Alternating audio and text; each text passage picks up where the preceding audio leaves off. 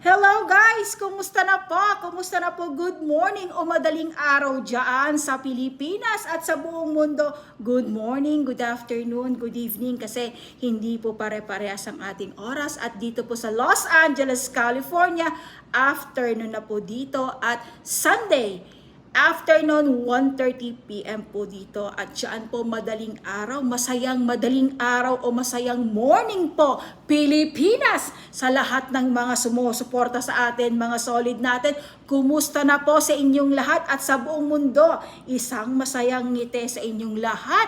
Diyos ko, dito sa Los Angeles, California, mainit-init na po talaga at summer na kasing init ng balita dyan sa Pilipinas.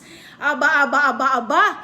Kararating lang ng balita sa akin kahapon. Talagang mainit-init na parang akala mo sumalpok yung init.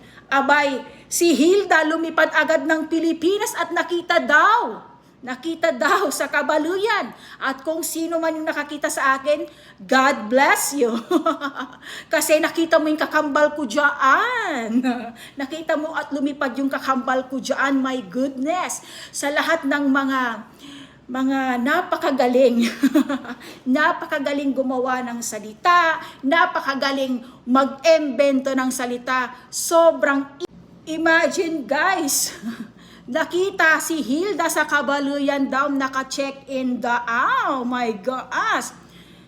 Saan ba naman napulot yung ganyang kwento guys?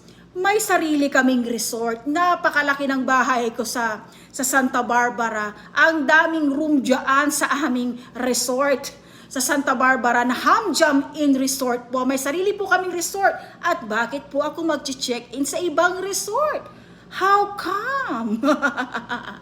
Ako'y natatawa at pinagtatawanan ko ang mga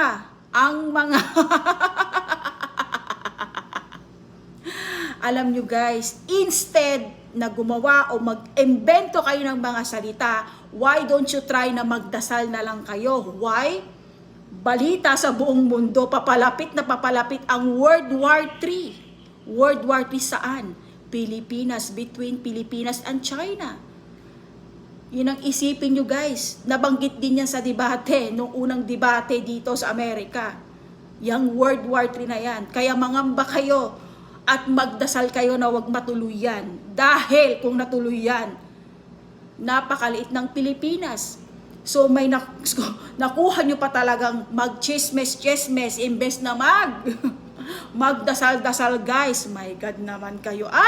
Diyos ko naman guys. Sobra nyo naman akong pinapasaya sa pagchichismis nyo dahil sobra akong parang artista sa inyong mga paningin, sa inyong mga salita, sa inyong mga bibig. Kaya nga sabi ko sa inyo na may quote po ako dyan na kung hindi nyo kayang higitan, huwag nyong sisiraan. Bagkos, mas maganda, humanga na lang at huwag sisirain at huwag hihilain pababa. Diba? Hate na hate ng ating Panginoon po yung liars, yung pag-iimbento ng salita. My God, na unang walang katotohanan.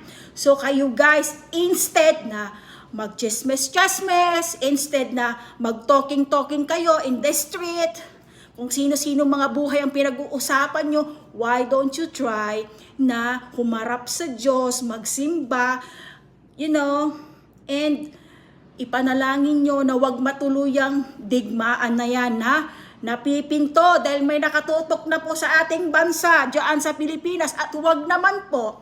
Alam niyo naman, bilang Pilipino, ayaw ko naman pong matuluyan since, Pilipino po tayo, maraming masasaktan kung natuloy man yan at baka mapulbos po ang Pilipinas.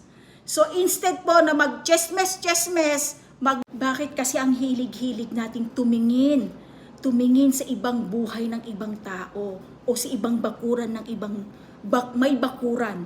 May bakuran naman tayo na dapat nating linisin. Linisin na may mga dumi, may kanya-kanya tayong dumi sa bakuran natin. Nakuha nyo ba guys o hindi? Aman, so dapat tayon atupagan niya linisan alang sa may bakuran na aromatoo. Kasi amin tayo, walay kanya-kanya tayong bakuran, walay kanya-kanya tayon dutak ya dapat tayong linisan. Bago kayo mamuna, bago kayo magpuna sa ibang bakuran ng ibang tao, punahin nyo muna ang inyong bakuran kung malinis ba o hindi. Chismis kayo. Kung ang ginawa nyo ay nagtrabaho na lang, nag-work hard kayo, at nagdasal-dasal guys, kasi Diyos ko, iba na yung nangyayari, tapos yung the big one na naman pala. O the big one dyan sa Pilipinas, delikado, nangangamba, malapit-lapit na daw. Plus yung namimintong World War III, hindi ba kayo natatakot? Na halos lahat sa buong mundo nagkakaroon na ng giyera. Close na daw tayo sa World War III. At kawawang-kawawang Pilipinas dahil napakaliit ang bansa natin para pulbusin nila. Wag naman po sana na mangyari yan. Yun na lang ang dapat natin gawin guys. Instead na chesmes, may makukuha. Saka kung dumating man si Hilda dyan guys, my God. Tutugtog po ang Luzon Colleges po pag dumating dyan at magkakaroon talaga, ilalatag talaga yung red carpet. Sa dami ba naman akong invitation dyan sa Pilipinas at sa ibang bansa para maging guest nila. So, malalaman yan, nasa social media po tayo. Malalaman po yan guys.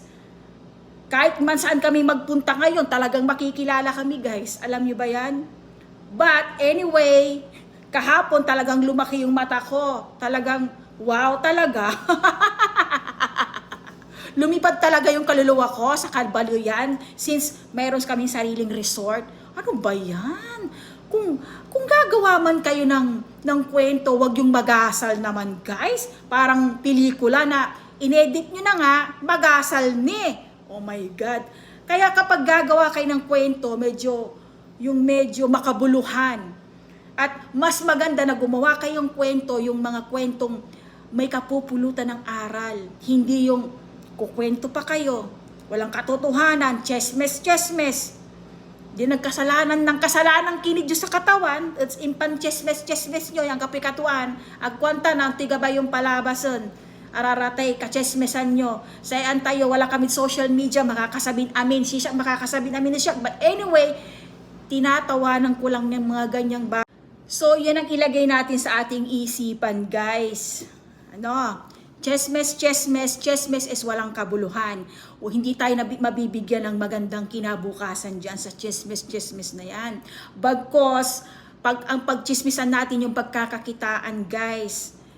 At magdasal of course, guys, kasi talagang grabe na yung balita sa buong mundo, which is, balitang-balita talaga yan, guys.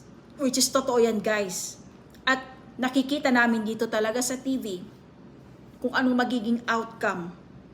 Alam niyo ba yun, guys? Kung anong magiging outcome, napakaliit ang ating bansa, guys. Ako man ay nalulungkot bilang Pilipino dahil sobrang hirap ng ating bansa para lumaban at wala tayong kalaban-laban. Kahit saang mang bansa, wala tayong kalaban-laban, wala tayong sandata na mga talagang pangdigmaan. Anong mga sandata natin, yung mga bulok na mga binibili ng kung ano-ano man dyan, na pinagsawaan ng mga ibang bansa at dyan nila itinatapon para bilhin. Wala tayong kapasidad, guys. Madaling mawala ang ating bansa kung matuloy man yan. Dyan tayo matakot. Huwag yung sa chesmes, ha? Just for reminder lang po ito, guys, para mag-ingat po tayong lahat dyan. Sa hirap ng ating bansa, yan ang alam nyo ba, natuwang-tuwa ako sa inyong mga chismosa.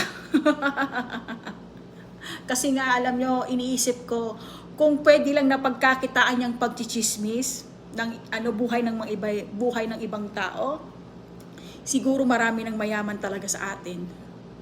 Sa totoo lang. Pero alam niyo yung pagchichismis, diyan nagsisimula yung away. Diyan nagsisimula yung tinatawag na masisisirain nyo talaga yung buhay ng isang tao. Pero wag ka. May katapat na sinasabi nilang karma yan. Sa paninira mo, sa kung ano man, darating ang panahon, may kaharapin ka ring napakahirap na problema, which is matakot ka. Dahil hindi mo man hinarap ngayon, pagdating ng panahon, haharapin mo. Alam niyo, hindi ko sinasabing perpekto akong tao, pero yun na lang ang payo ko. Ipagdarasal ko kayong mga chismosa na sana magbago na kayo dahil papalapit na tayo sa point na alam niyo bang kinatatakutan ng lahat yan. At number 1 ang ating bansa. My God. Talagang nakakalungkot na balita yan. Diyan ako nalulungkot, pero sa mga chismosa, tuwang-tuwa ako sa inyo. Pero sa mga balita na nangyayari, dun ako natatakot at nalulungkot.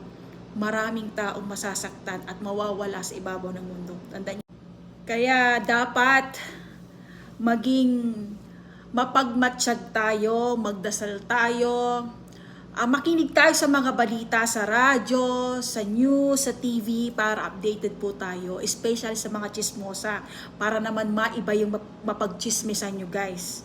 Kasi nga, sa totoo lang, doon tayo mag-focus dahil isipin nyo, kung nangyari yon, sinong magiging kawawa pamilya nyo? Gustong-gusto nyo ba? Yung mangyayari na talagang magugunaw talaga yung bansa natin. Imagine yung mga pamilya ng mga mayayaman dyan sa Pilipinas, lumipad na sila dito sa Amerika, yung may iba nasa Canada na. Dahil dyan sa napipintong, mainit-init, kasing init ng mga kachismisan dyan. Doon tayo mag-focus. Yung pagchismisan natin yung mangyayari.